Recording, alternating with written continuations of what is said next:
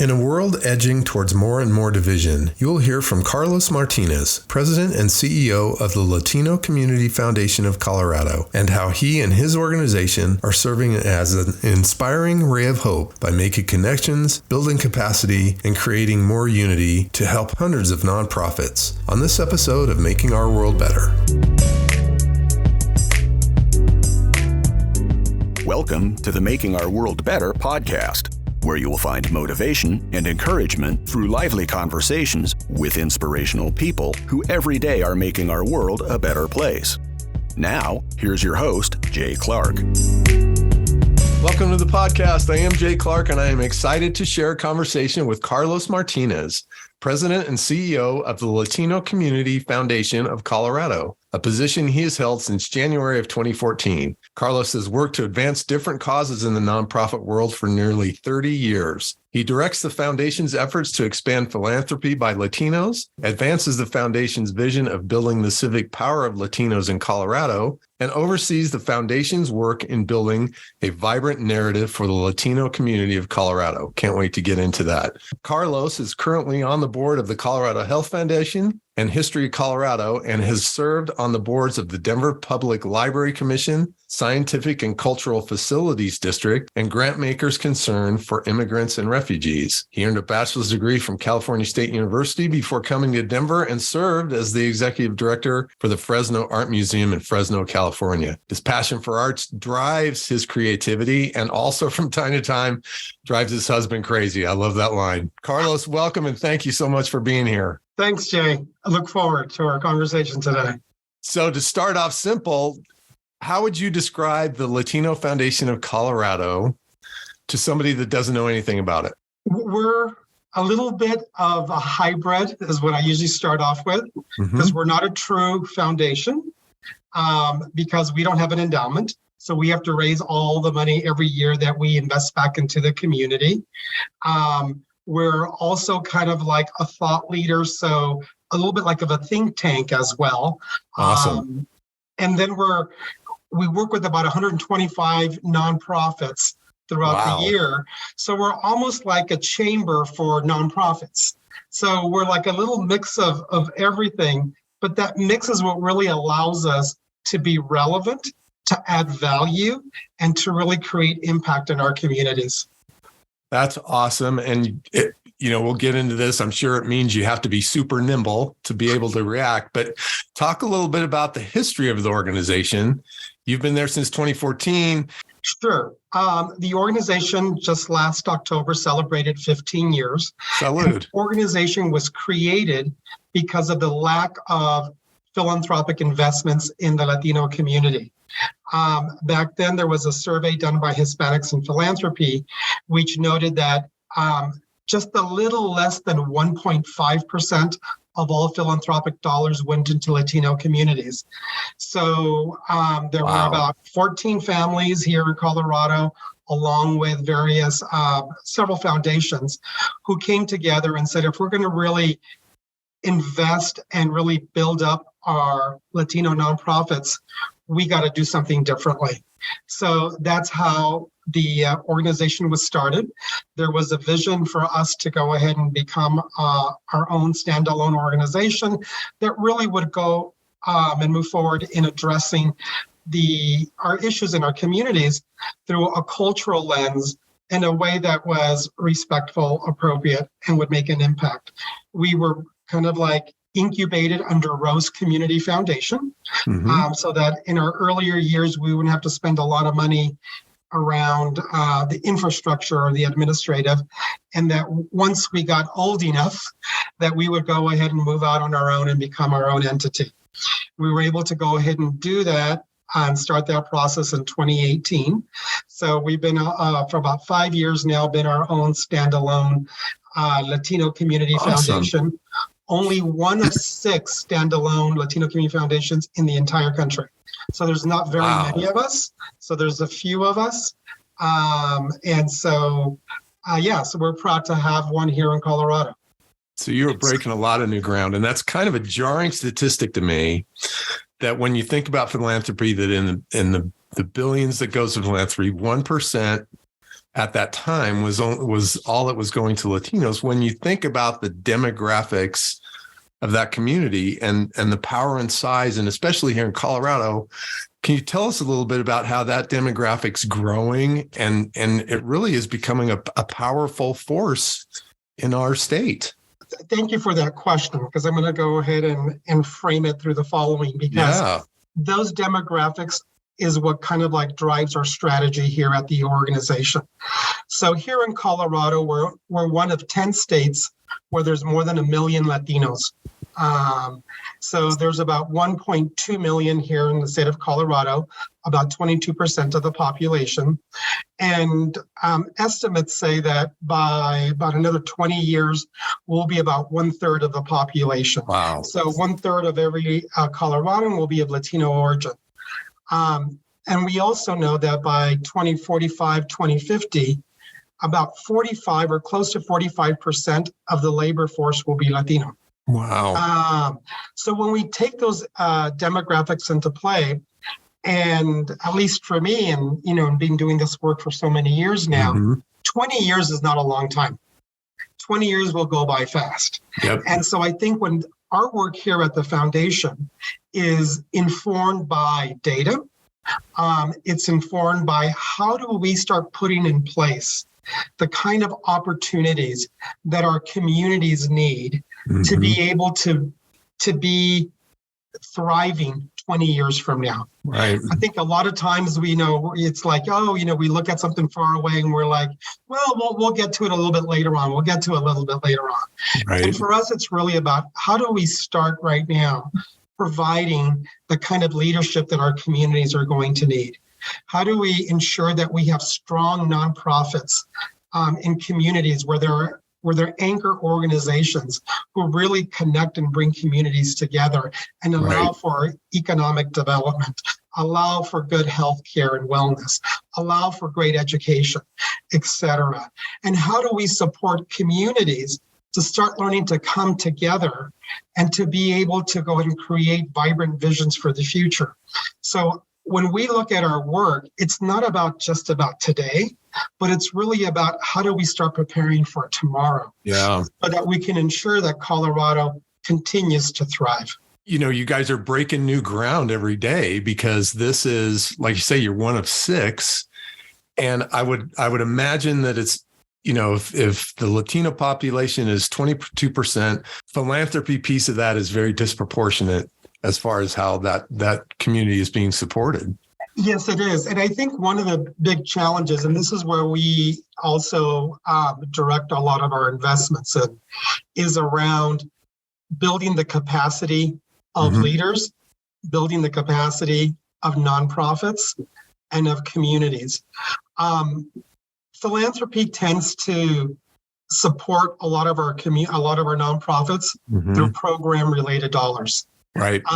And so what's very critical for us in having strong nonprofits is that we have to ensure that they have great foundations by which to be able to grow, to expand, to take risks, to try new things out. Without those kind of strong foundations, our organizations just perpetuate this constant cycle of just providing service and that's it, without really being able to step back and looking at things more comprehensively. And so we feel that the way that we work, that way we invest, are in ways that really help to build things up, not just for today, but into the future, which is really critical. I'd love to dive into that just a little deeper. So you're helping build capacity. So you're investing financially, but then when you talk about building capacity, that's a whole nother thing where you're helping people learn how to run a business, and a nonprofit is a business. So I'd love to dive a little deeper into kind of some of the strategies and tactics you guys use to help organizations build those foundations. Sure. And then I'll also share with you a little bit about how we try to do it also. Yeah. Because that's a challenge. Sure. But we have various opportunities that we provide our community. So we have a program called Adelante Colorado, which means to advance. where right now we have 20 organizations, which we're working with them over a 3-year period. Phase 1 is really look at the leadership, the executive director of the board, and build up the leadership. Mm-hmm. The second phase is to be able to audit and look at your organization and see where is it that you really want to strengthen within your organization. And then the third phase is do the work. So we're investing about $2 million Wow. Into these organizations. Awesome. And it's not just the money, Jay, also. Right. It's about really the support, the technical assistance, the support, Definitely. the guidance. It's like being on the journey with them, because I think what happens a lot is that, we have folks who are running our organizations, and a lot of them have not had more like administrative training to understand. Right. Anywhere from HR issues to contracts to am I getting the right insurance to a lot of other things that are critical decisions that impact your bottom line, but also can impact the culture of the organization, totally, how you run it, etc. So we're doing that. This will be the 3rd year of that program. So that is one program that we do. We have another fund where we do capacity building, with just general grants for organizations on an annual basis. And that one tends to focus more on immigrant serving organizations. And right now, with the influx of a lot of immigrants coming in, a lot of our organizations right now are being challenged by increased demand, et cetera. So we just, a couple of weeks ago, made some grants to about 15 organizations. Awesome. To be able to give them for capacity or general operating support so that they can be able to be nimble, but also pivot the way they need to in helping these communities. During COVID, we constantly were reaching out to our community about how can we support you? How can we help you? And one of the things that came back was, well, it would be really great if you guys created a loan fund, because as we, in the past, as our communities had to pivot out of a crisis, the one thing that we don't have is access to capital. And it would be wonderful if you did that, because even though we don't know what to expect yet, because this was back in 2020, it would be wonderful if you did something like that, because that's just something that's hard for us to get, is access to capital. Yeah. So we decided to go ahead and look into it. So we looked into it, we did that, and in November of 2021, we launched a Communities of Color Loan Fund. So we also now provide loans to nonprofits of color in the range of $10,000 to $250,000. Wow. Okay, from 0 to 2%. And so that's another tool that's available to them in developing their capacity. And we also meet every other month. We have a leadership roundtable where it's done virtually because we have people from all over the state. Nice. Sometimes it's maybe only 30-something people, sometimes it's 70-something people. But it's a way of coming together as a community, connecting people who are doing similar work so they can learn from each other, they can share some best practices, but they can also build unity and strength among themselves as well. So those are some examples of some of the capacity building work that we do at the organization. That's awesome. Well, and the one part that I love that must be really fun to be in the middle of is the whole connection piece where, you're out there and you're getting to know different organizations that might never even know each other existed, but that could really create some great, symbiotic relationships. So it must be really fun and really exciting also to be able to connect these organizations because they can make each other better. Absolutely. And you know what, as you're talking about that, Jay, it is wonderful when you see someone like in Steamboat Springs who is out there alone trying to do this work and then connecting with someone maybe in Denver who has a lot more experience and then coming together and saying, oh my God, and to be able to see that kind of relationship building and connection is really great, because sometimes we think we're the only ones doing something. Right. Where do we go to, or whatever? So being able to provide that kind of forum by where people can connect becomes really critical. That is awesome. And I saw recently, where I think it was in October, that you all announced that you are undertaking an endowment campaign and are already, enjoying some good success on that.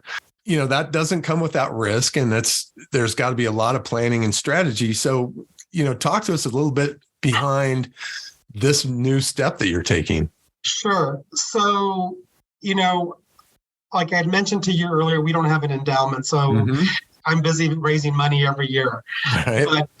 But what happens also, I think that we've also noticed, and I've noticed over the years here, is that no 2 years look alike. So one year we may raise a lot more money, another year less money. Yep. But what that creates is inconsistency in how we support our communities. Right. And if we're going to want our communities to really thrive and do well, we also have to provide a consistent level of services to our communities. So we were looking to launch a smaller endowment right when COVID happened, actually. Oh, dear. The same month that COVID hit us in 2020. Geez. We put a hold on it.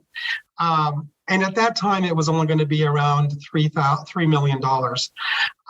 But through 2020 and 2021, we learned more about, if we're going to really have an impact long term, how much do we need to go ahead and raise to have an endowment where the foundation could be set up in perpetuity, will never go away, and will be here for generations to come. So what would be kind of like the base level? And that base level that we came up with was $20 million.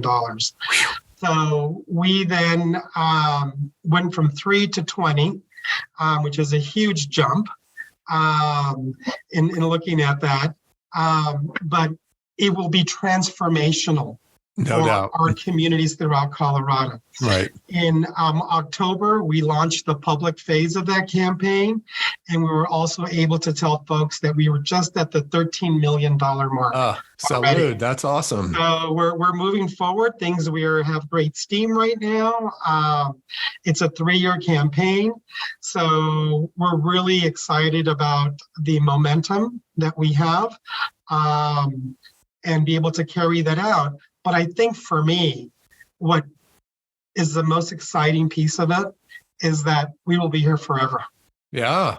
So our community will always have a place where they can go to, where they can get support, where they can get support in thinking things through, but also an organization that will continue to support, to challenge, and expand the mindset of our leaders in ways that really, as I talked earlier about that 20 years will be 1/3, that our foundation will be here for the next 20 years, supporting a vibrant vision for when 2043 comes along, that we will be in a good space. Well, it has to be exciting to you, because you basically have proof of concept that you got the work that you're doing is really valuable, needs to continue on.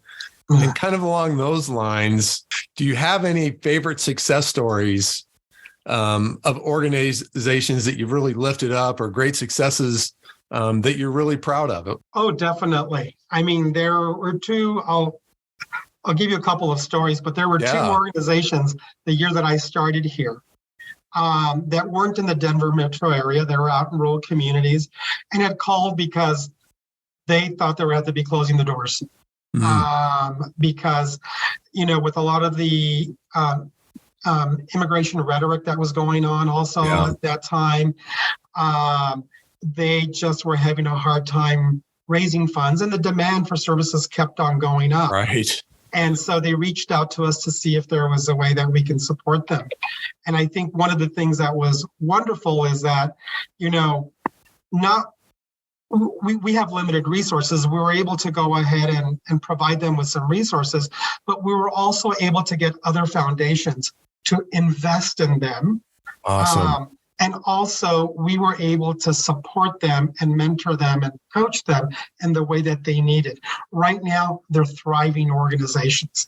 Awesome. Wonderful organizations. In 2014, I also remember meeting with an executive director here in Denver. and who works with a lot of youth who sometimes have a hard trouble with education and so forth for many reasons. But, said to me, it's just hard for me to run an organization where folks don't really want to invest in the youth that we support. And I'm just having a hard trouble. And so we talked through, we supported them. And throughout the years, we've always been supporting that executive director. And whenever there's like a hard time, it's like she calls me and she's like, Carlos, I'm having a problem, whatever. But they just, it's just wonderful to see where they're at. So they at that time, they were about $150,000 organization. They're about a $1.5 million organization now. Okay. And they just bought a youth retreat center up in the mountains to be able to take the youth that are expelled from school, that, people are thinking that, you probably don't have a future or whatever, and is really supporting them and really teaching them about how to come back to their communities and give back. And has this beautiful retreat center, which a lot of them have never even been up to the mountains, to be able to care for them and to be able to see how we've been able to support organizations and leaders to take risks, to be able to elevate their leadership is just wonderful to see.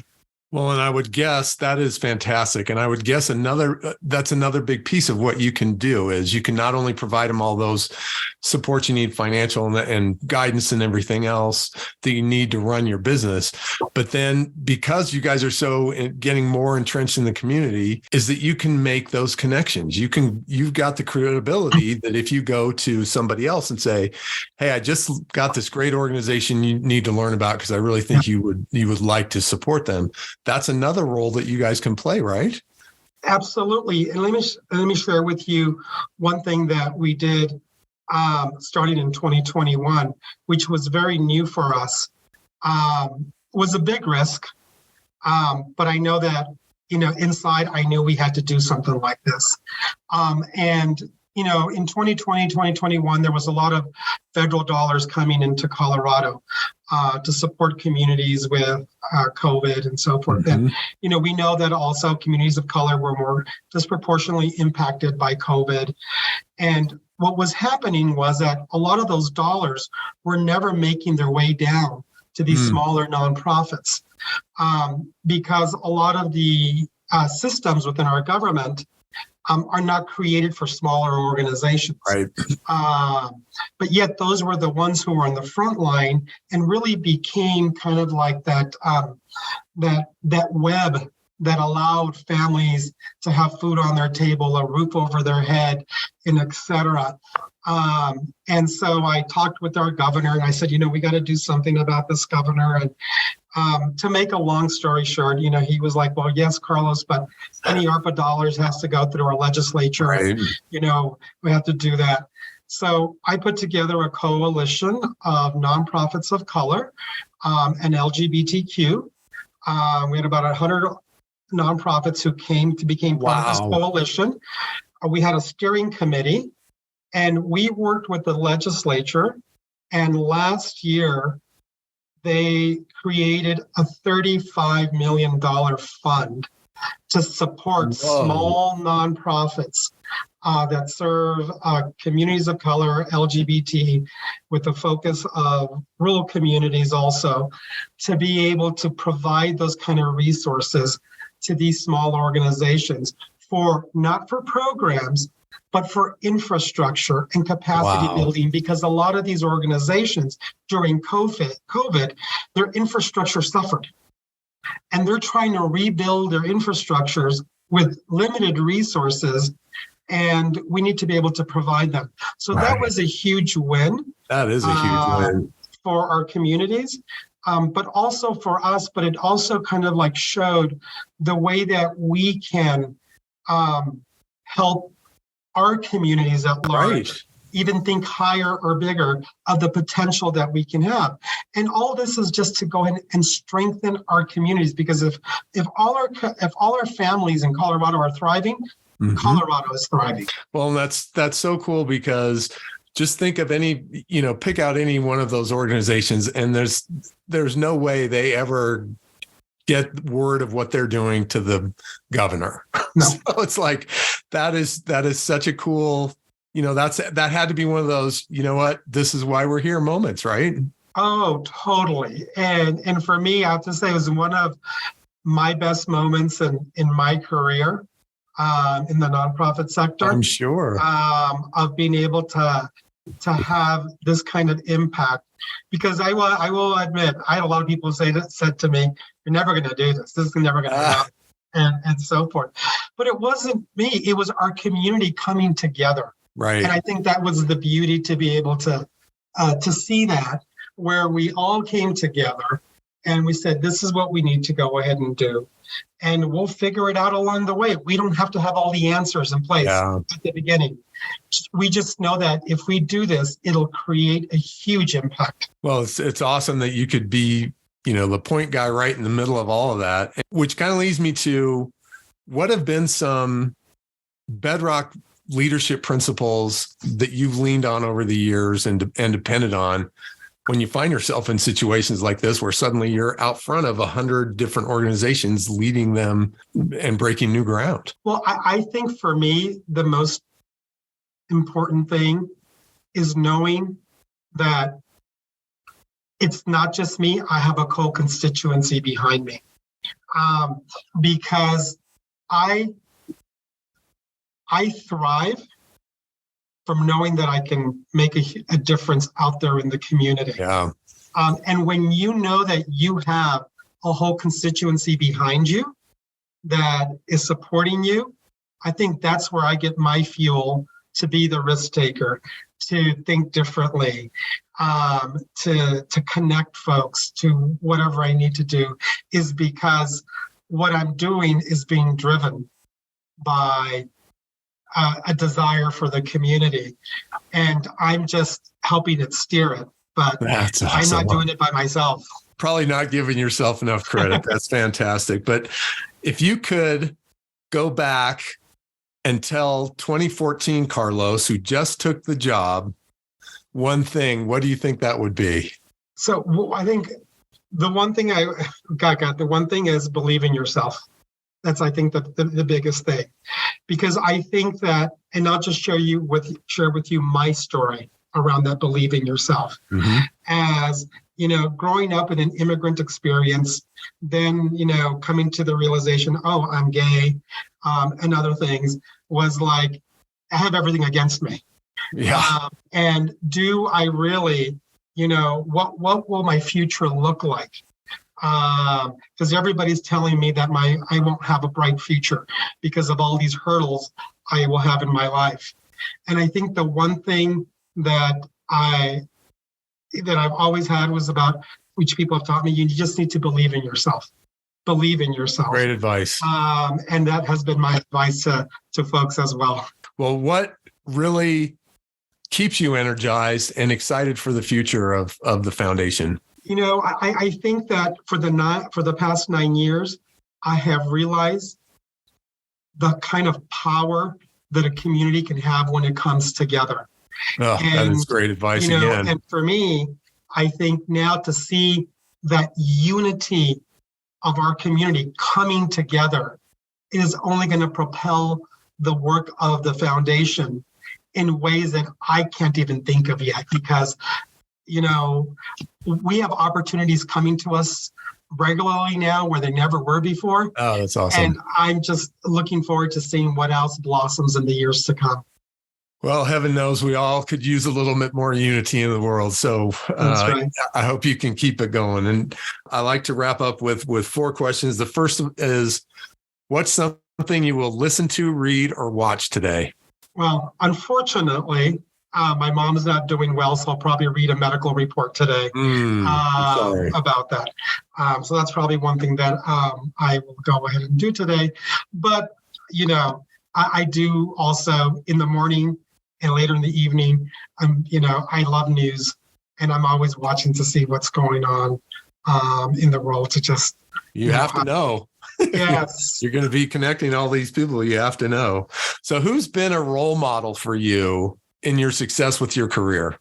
Oh God, there's been so many, but I think one of my biggest role model inspirations has been my mother.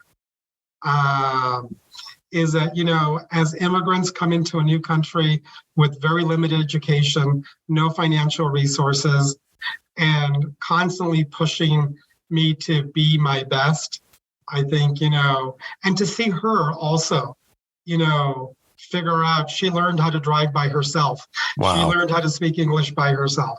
She did everything by herself because there was just no resources where we grew up for her to access. And to see how she's doing and what she's done for her children, for me is incredible. As a buddy told me, we're all mama's boys, right? That's right. So other than the Latino Community Foundation of Colorado, is there an organization out there doing great work that you really admire or would want to give a shout out to? Yeah. That's kind of a Sophie's choice question, right? Yeah. No, just give you quick two. One is a partner who we work with, which is the Colorado Health Foundation. Yep. And they work with us very closely, and they're really taking a lot of risks in how they do their work, and so forth. And the other one who I served on the board for a while until I was termed out was Denver Public Libraries. They really do amazing work with the limited budget they have to ensure that all Denver residents have opportunities to learn, to connect, and to develop. And I think that's and people of all ages. Lastly, if anybody listening wants to learn more about the foundation, support you, get in contact you, what's the best way to find you? The best way to find me is to go to our website, which is latinocfc.org, LATINOCFC.org. At our website, you can go ahead and just do an info or you can look my name up in there for staffing and send me an email. I'm more than happy to go ahead and chat with you. And you'll connect them with somebody, right? Exactly. Carlos, thanks so much. I'm super inspired, super impressed. See great things on your future, and good luck. Thanks a lot, Jay. Thanks for listening, and I hope you are as impressed as I am by Carlos and his work in elevating and uniting our community. This podcast has been brought to you by JC Charity Services. We help build great organizations, and if you're interested in how we might be able to bolster your efforts, you can find us at makingourworldbetter.com. To learn more about the Latino Community Foundation of Colorado, visit latinocfc.org and find them on social media. Check the show notes for links, and if you enjoyed this podcast, we'd be grateful if you'd share it with a friend. Until next time, I hope you're inspired to find a way to make our world better.